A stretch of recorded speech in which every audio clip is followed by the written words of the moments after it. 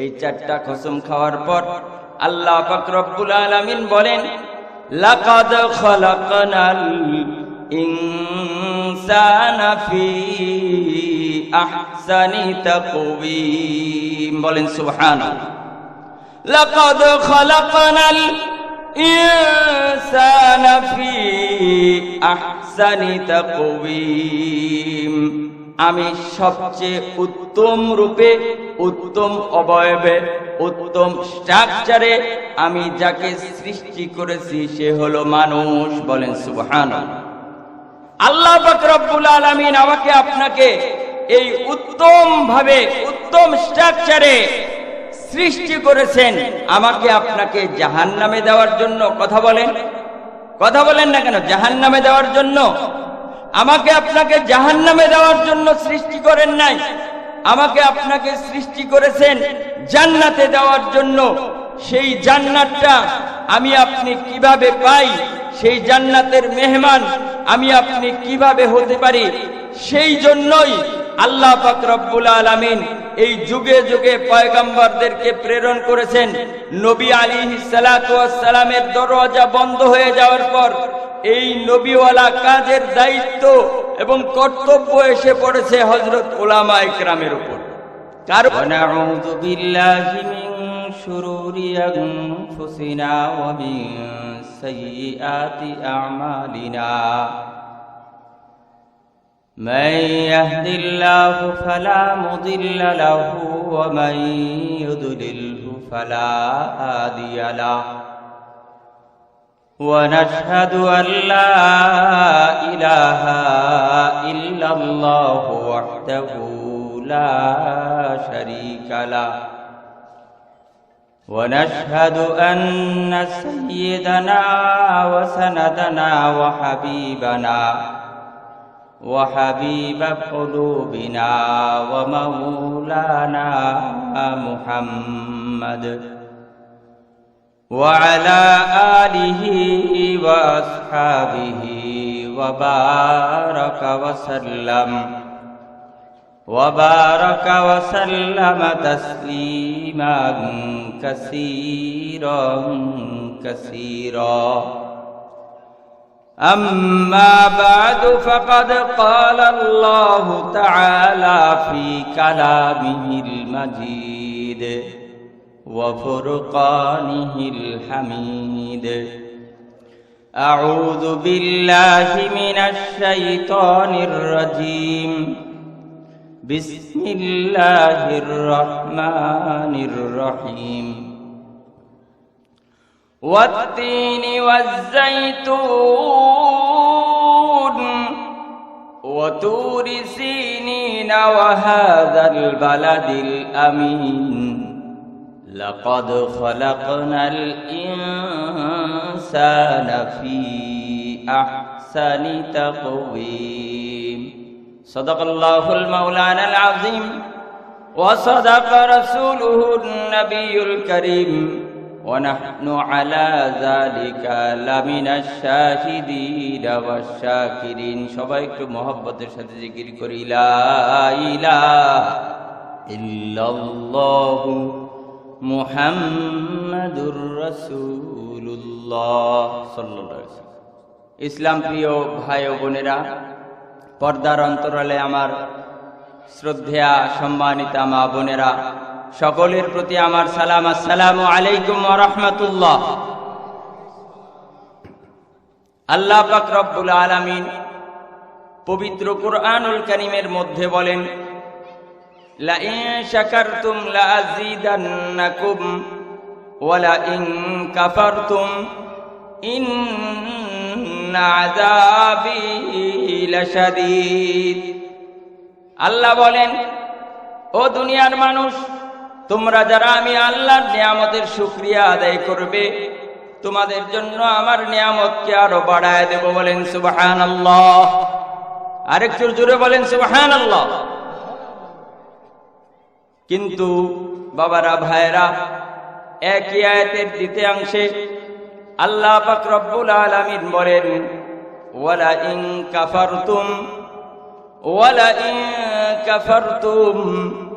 ইন্না আযাবি লাশাদীদ।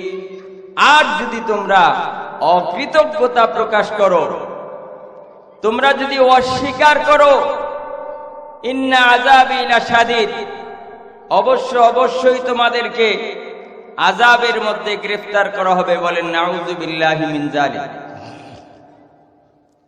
দুনিয়ার আযাব এটা কোনো আযাবই নয়, আখিরাতের আযাব হলো সবচেয়ে বড় আযাব। সেই আযাব থেকে আপনি কিভাবে মুক্তি পাব, সেই আযাব থেকে আমি আপনি কিভাবে নাজাত পাব, সেই জন্য আল্লাহ পাক রব্বুল আলামিন যুগে যুগে এই ধরাতে নবী আলাইহিস সালাতু ওয়াস সালামগণদেরকে প্রেরণ করেছেন এবং প্রত্যেকজন নবী আলাইহিস সালাতু ওয়াস সালাম ওনাদের উম্মতদেরকে দাওয়াত দিয়েছেন, ইয়া আইয়ুহান নাস, হে লোক সকল, কুলু, তোমরা বলো, লা ইলাহা ইল্লাল্লাহ, আল্লাহ ছাড়া কোনো ইলাহ নাই, আল্লাহ ছাড়া কোনো মাবুদ নাই, আল্লাহ ছাড়া কোনো পালনেওয়ালা নাই, তুফলিহুন, তাহলেই তোমরা সফল কাম হবে। এই দাওয়াত কিন্তু সকল নবীগণ দিয়েছেন শুধুমাত্র একটা কারণে, কারণটা হলো আমরা যেন জান্নাতি হই, আমরা যেন জাহান্নাম থেকে মুক্তি পাই। বলেন সুবহানাল্লাহ। এই জান্নাত এবং জাহান্নামের ব্যাপারে আল্লাহ পাক রব্বুল আলামিন বলেন, ফারিকুম ফিল জান্নাতি ওয়া ফারিকুম ফিস সাঈর। ও দুনিয়ার মানুষ, তোমরা দুনিয়ায় যাইয়া দুইটা পথ পাইবা, একটা পথ হলো জান্নাতের পথ, আর একটা পথ হলো জাহান্নামের পথ। বাবা, জান্নাতের পথ কোনটাকে বলে? জান্নাতের পথ তো ওই পথ যেই পথের মধ্যে আপনি চলতে গেলে বিভিন্ন প্রকার বাধা আপনার সম্মুখে আসবে, বিভিন্ন প্রকার বাধা আপনাকে দিয়ে আপনার জান্নাতের পথ থেকে দূরে সরানোর চেষ্টা করবে।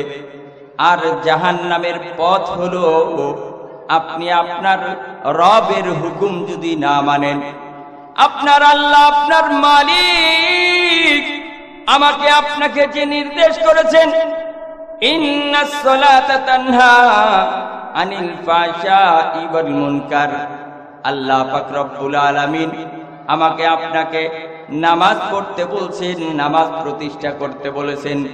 নামাজ যদি প্রতিষ্ঠা করতে পারে তাহলে আমাদের মধ্যকার সকল প্রকার অন্যায়, অশ্লীল, গর্হিত কাজ আল্লাহ পাক রব্বুল আলামিন অটোমেটিক দূর করে দিবেন। আর যখন আমার আপনার মধ্যকার এই অশ্লীল, অন্যায়, গর্হিত কাজগুলো অটোমেটিক দূর হয়ে যাবে, তখনই কেবলমাত্র আমরা জান্নাতি মেহমান হিসাবে কবুল হব। বলেন সুবহানাল্লাহ।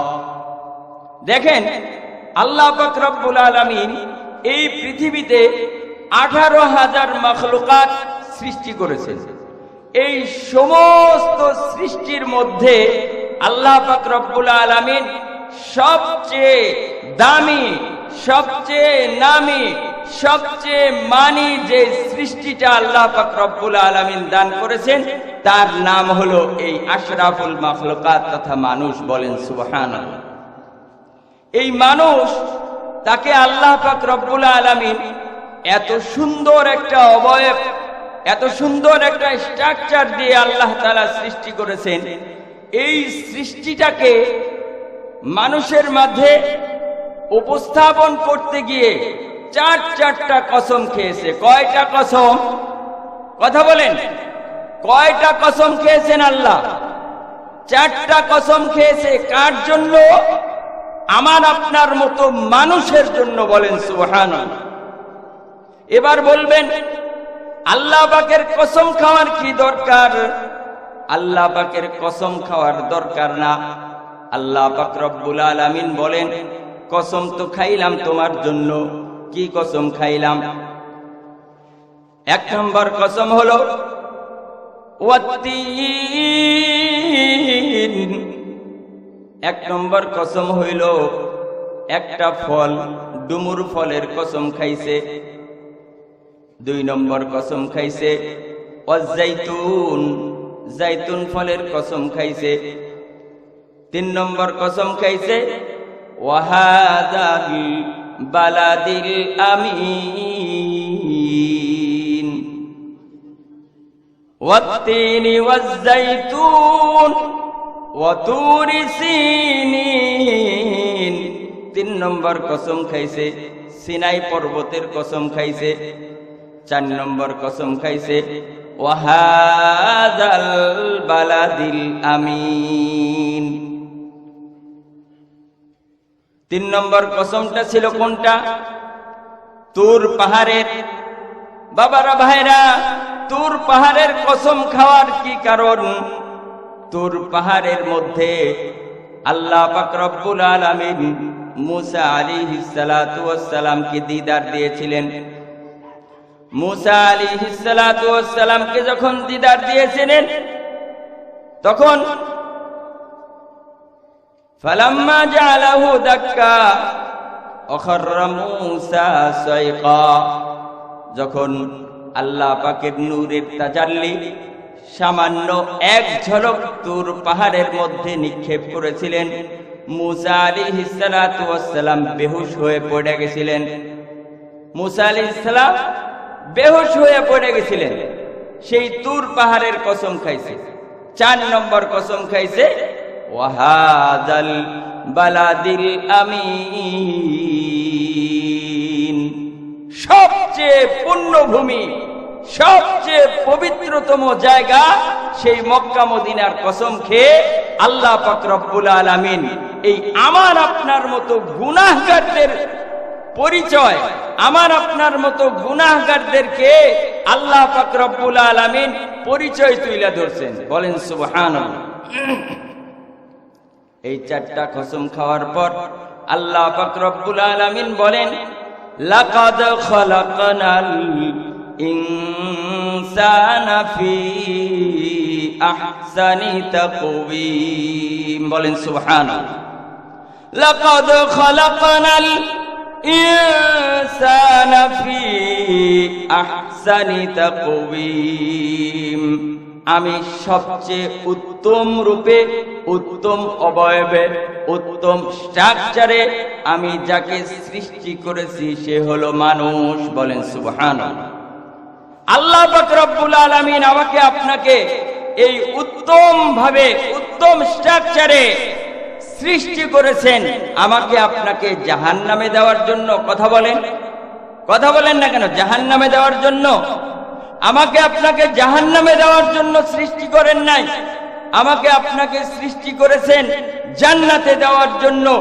সেই জান্নাতটা আমি আপনি কিভাবে পাই, সেই জান্নাতের মেহমান আমি আপনি কিভাবে হতে পারি, সেই জন্যই আল্লাহ পাক রব্বুল আলামিন এই যুগে যুগে পয়গম্বরদেরকে প্রেরণ করেছেন। নবী আলাইহিস সালাতু ওয়াস সালামের দরওয়াজা বন্ধ হয়ে যাওয়ার পর এই নবীওয়ালা কাজের দায়িত্ব এবং কর্তব্য এসে পড়েছে হযরত উলামায়ে কেরামের উপর। কার উপর? কথা বলেন না কে? হযরত উলামায়ে কেরামের উপর। এই উলামায়ে কেরাম আজকে আপনাদের এই বাহাদুরপুর নুরানি হাফিজিয়া মাদ্রাসার এই প্যান্ডেলের মধ্যে হযরত উলামায়ে কেরাম, এর মধ্যে দুইজন শাইখুল হাদিস রয়েছে। এই শাইখুল হাদিসগণ ওনারা বুখারী শরীফের দর্স প্রতিদিনই ছাত্রছাত্রীদেরকে প্রদান করেন। এমন 2জন শাইখুল হাদিস এসেছেন আমাকে আপনাকে জান্নাতের পথ কিভাবে পাওয়া যায়, জাহান্নামের পথ থেকে আমি আপনি কিভাবে মুক্তি পাই, এই ব্যাপারে দিক নির্দেশনা দেওয়ার জন্য। এখনো পর্যন্ত যদি আমরা না বুঝি, আমরা যদি এই জালিসুর রহমান, এই জান্নাতের বাগানের মধ্যে না এসে বসি, তাহলে কিন্তু ওই যে ওই রকম হবে। কোনো একজন বলল যে তোমাকে বৃষ্টির পানি সংরক্ষণ করা লাগবে, তোমার অমুক রোগের জন্য বৃষ্টির পানি সংরক্ষণ করা লাগবে। এখন বৃষ্টিও আসলো, আপনি বৃষ্টির পানি সংরক্ষণ করার জন্য আপনার সেই পাত্রটা উল্টায় রাখলেন। কি করে রাখলেন? উল্টায় রাখলে সারা দিন সারা রাত্র বৃষ্টি পড়লেও আপনার সেই পাত্রের মধ্যে একটুখানিও বৃষ্টির পানি খুঁজে পাবেন? কথা বলেন না কেন? পাবেন? পাবেন না। কেন পাবেন না? আপনি তো বৃষ্টি কামনা করছেন, আল্লাহ বৃষ্টি দিছে, সেই বৃষ্টির পানিটা আপনি সংরক্ষণ করার জন্য পাত্রও বাহিরে রেখেছেন, কিন্তু একটা ভুল করছেন। কি? পাত্রটা আপনি উল্টায় রাখছেন, যে কারণে আপনার ভাগ্যে, আপনার নসিবে আর বৃষ্টির পানি জুটলো না। ঠিক ওই রকম ভাবে আজকে আল্লাহ পাকের কাছে আপনারা কামনা করেছেন, দোয়া করেছেন, যেন আল্লাহ পাক রব্বুল আলামিন এই বাহাদুরপুর গ্রামের মধ্যে একটা দ্বীনি প্রতিষ্ঠান দান করেন। আমি প্রায় সময় আমাদের মরহুম আব্দুল হাই মাস্টার সাহেবের মুখ থেকে শুনতাম যে এইখানে একটা নুরানি মাদ্রাসা, এইখানে একটি দ্বীনি প্রতিষ্ঠান আল্লাহ পাক রব্বুল আলামিন কবুল করবেন। আল্লাহ পাক ওই বান্দাকে দুনিয়া থেকে নিয়ে গেছেন, সকলেই দোয়া করবেন যেন ওনার কবরটা আল্লাহ পাক রব্বুল আলামিন জান্নাতের বাগান বানায় দেন, এবং এই জান্নাতের বাগানটাকে সাজানোর জন্য এলাকাবাসী সহ আমাদের ইঞ্জিনিয়ার, 2 ইঞ্জিনিয়ার সহ প্রত্যেকেই মেহনত করতেছে এই প্রতিষ্ঠানকে ফুলে ফুলে সাজানোর জন্য। আল্লাহ পাক রব্বুল আলামিন সকলের মেহনত কবুল করুন, সবাই বলুন আমিন।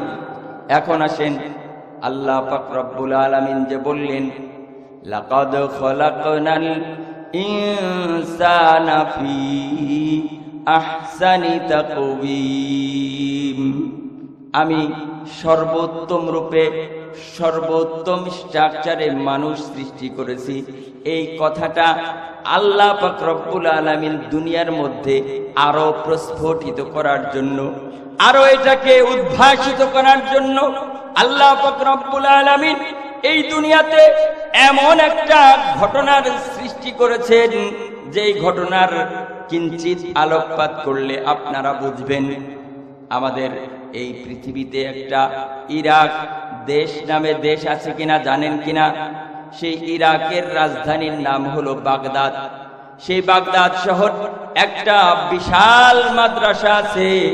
সেই মাদ্রাসায় লেখাপড়া করত আমার আপনার ইমামে আজম আবু হানিফা রহমতুল্লাহি আলাইহি। নাম কি বলেন? ইমামে আজম আবু হানিফা রহমতুল্লাহি আলাইহি। ইমামে আজম আবু হানিফা রহমতুল্লাহি আলাইহি যখন ওই মাদ্রাসার ছাত্র, তখন ওই বাগদাদ শহরের মধ্যে এক বিশাল সম্পদের মালিক, বিশাল তেজারতের মালিক, সেই বান্দা চাঁদনি রাতে তার বিল্ডিং এর বারান্দার মধ্যে বসে আছে, আর তার স্ত্রী মাথাটা চুলকায় দিচ্ছে। এমন সময় স্বামী তার আবেগ থেকে একটা কথা বইলা ফেলছে। কি বলছে? একটা কথা বইলা ফেলছে। দেখছো, স্ত্রী আবেগের সাথে বলছে, দেখছো চাঁদের সৌন্দর্য কত সুন্দর, আল্লাহ পাক রব্বুল আলামিন চাঁদটাকে কত সুন্দর করে বানাইছে। এবার স্বামী বলতেছে, না না, ওই চাঁদ কি সুন্দর, তার চেয়ে মহাসুন্দরী হইলা তুমি, মহাসুন্দরী তুমি। এবার স্ত্রী বলতেছে, হ্যাঁ, এটা তুমি বললা একটা কথা, চাঁদ কত দূরে, এত দূর থেকে আলো দিচ্ছে, আর এই আলোয় সারা পৃথিবী এই অন্ধকারের মধ্যে আলোকিত হয়ে গেছে, আর আমি একজন মহিলা, সাধারণ এই আলো থেকে বাহিরে গেলে আমার চেহারা দেখা যায় না, আমি কিনা চাঁদের চেয়ে সুন্দর? এটা হতে পারে না। এক কথায় দুই কথায় স্বামী হঠাৎ করে বইলে ফেলাইছে, তুমি যদি চাঁদের চেয়ে সুন্দর না হও তাহলে তুমি তালাক। কি বলছে? কথা বলেন, কি বলছে?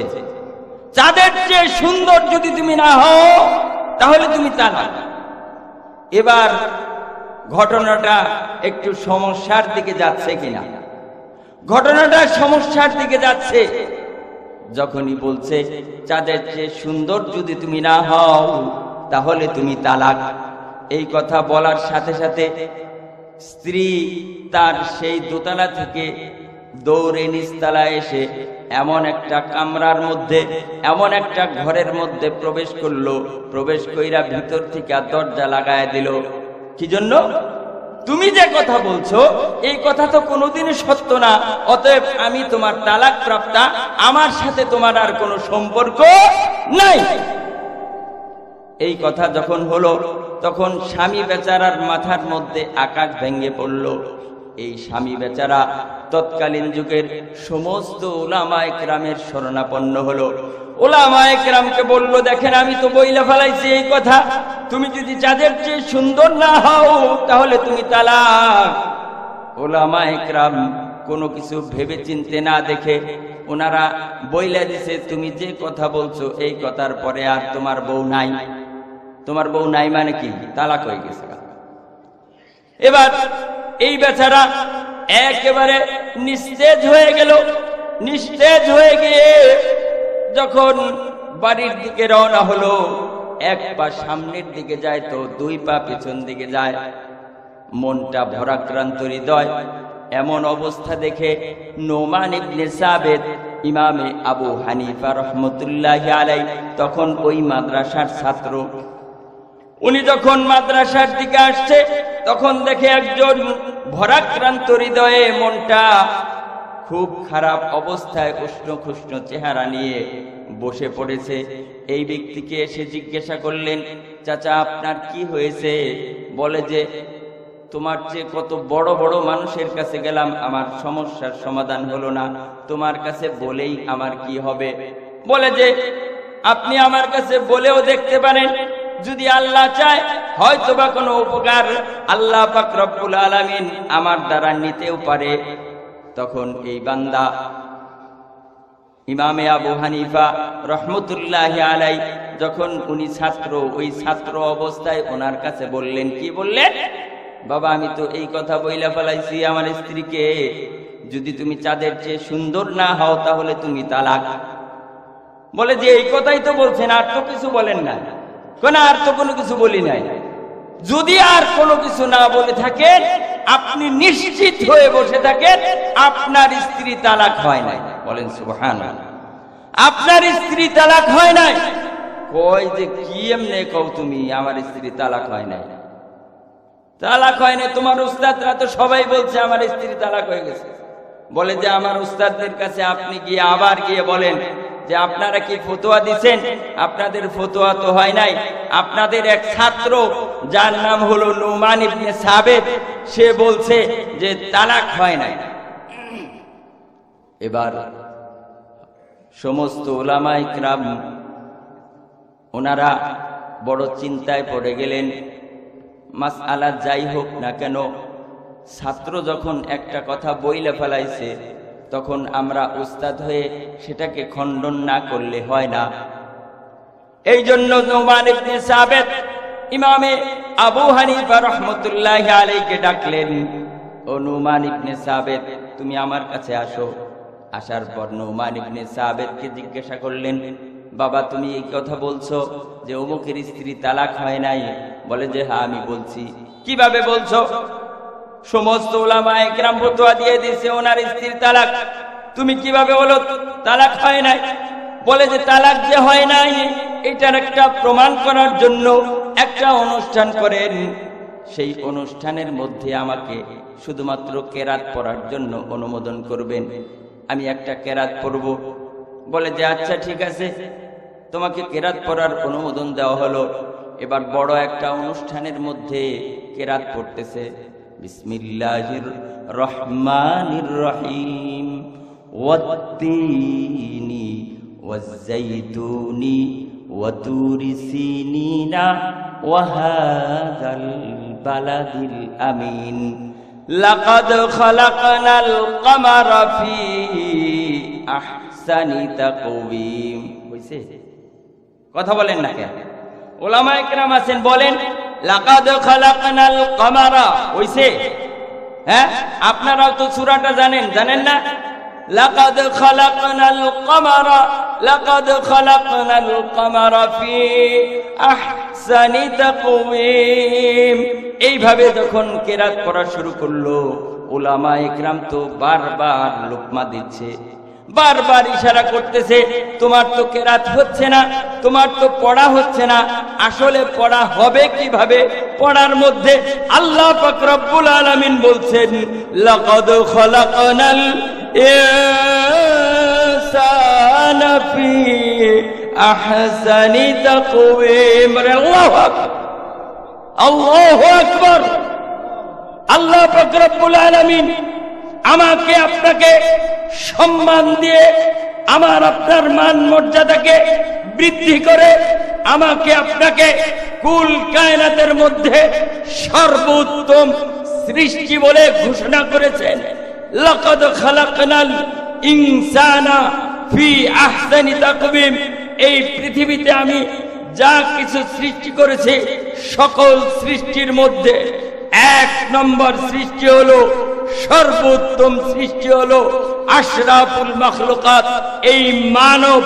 অতএব এই বান্দা যিনি ওনার স্ত্রীকে বলছে, তুমি যদি চাঁদের চেয়ে সুন্দর না হও তাহলে তুমি তালাক। এইবার আপনাদের ফতোয়াটা আপনাদের সম্মুখে ধরুন, আপনারা কোথাকার ফতোয়া কোথায় দিলেন? আর আল্লাহর কোরআন এই জায়গায় কি বলে? আল্লাহর কোরআনের কথা এবং এই তালাক দেনেওয়ালা এই ব্যক্তির কথা এক কিনা? যদি এক হয়, কেমন এক হয়?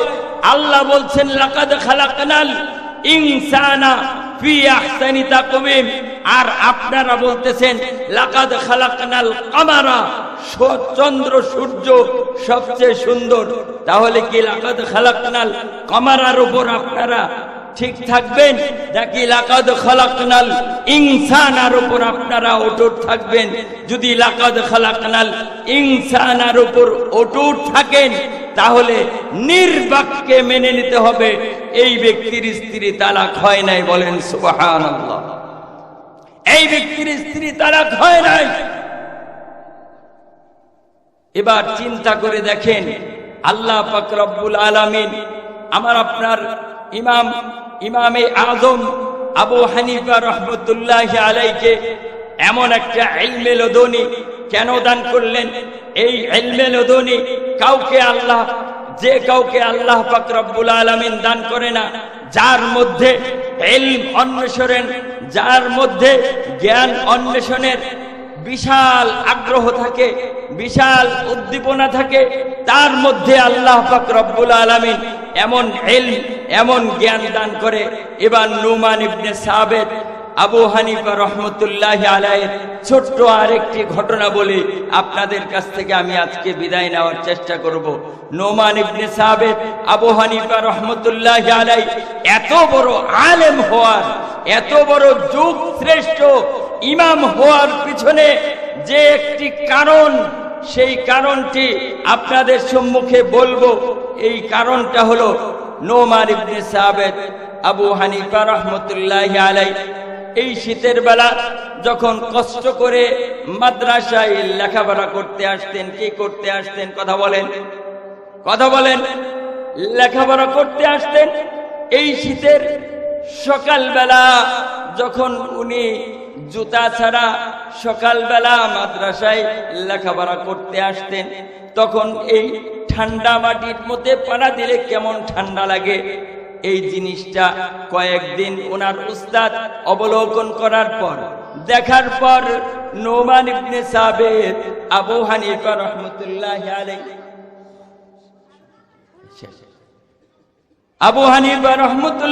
আলাইহিকে ওনার এক জোড়া কাপড়ের জুতা, কিসের জুতা? এক জোড়া কাপড়ের জুতা দিছে, বাবা এই কাপড়ের জুতা জোড়া তুমি পয়রা মাদ্রাসায় আসবা, ঠান্ডা থেকে বাঁচবা। নুমান ইবনে সাবিত আবু হানিফা রহমতুল্লাহি আলাইহি ওই উস্তাদের জুতা মোবারককে বাড়িতে নিয়ে গিয়ে এই জুতার যতগুলো কাপড় ছিল, এই কাপড়গুলো সেলাইগুলো আস্তে আস্তে খুলছে। কি করছে? আস্তে আস্তে খুইলা ওই কাপড়গুলা সুন্দর করে ধৌত কইরা আবার নতুন কইরা সেলাই করছে। সেলাই কইরা এমন একটা টুপি বানাইছে। কি বানাইছে? বলেন সুবহানাল্লাহ। কি বানাইছে? টুপি বানাইছে। এবার ওই টুপি পয়রা পরের দিন যখন মাদ্রাসায় আসছে, এবার ওস্তাদ বলে, কি বাবা তোমাকে জুতা দিলাম, আবার সেই তুমি ঠান্ডার মধ্যে কষ্ট করে মাটি পাড়ায় আসলা। এবার ছাত্র বলে যে ওস্তাদজি, আপনি আপনার জুতা মোবারক যদিও তো আমাকে পড়ার জন্য দিয়েছেন, কিন্তু আমি এত বড় বেয়াদবি, এত বড় গুস্তাখি করার আমার মধ্যে সাহস নাই বিধায় আপনার জুতার সমস্ত কাপড়গুলা খুইলা আমি এইটাকে ধৌত কইরা নিজের হাতে সেলাই কইরা টুপি বানায়া আপনার জুতা মোবারকের কাপড়গুলো আমার মাথার উপর রাখছি, মাথার উপর রেখেছে।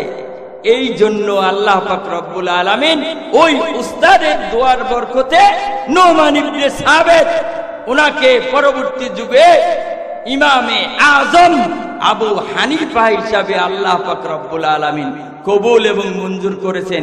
অতএব সর্বশেষ মেসেজ যেটা দিব, সেই মেসেজটা হলো, যাদের শিক্ষা জীবন এখনো চলছে, আপনাদের ছাত্র, এই ছাত্ররা যেন উস্তাদের কাছ থেকে এমন একটা আন্তরিক দোয়া নিতে পারে, এবং আমরা যারা এখনো পর্যন্ত মাদ্রাসায় ভর্তি হতে পারি নাই, তারা আমরা উলামায়ে কেরামকে এইরকম ভাবে মুহাব্বত করব। আল্লাহ পাক রব্বুল আলামিন উলামায়ে কেরামকে মুহাব্বত এবং এই মাদ্রাসাকে মুহাব্বত করার ফলশ্রুতিতে ইমামে আজমের মতো যুগ শ্রেষ্ঠ বানায় দিবেন। সবাই বলেন আমিন।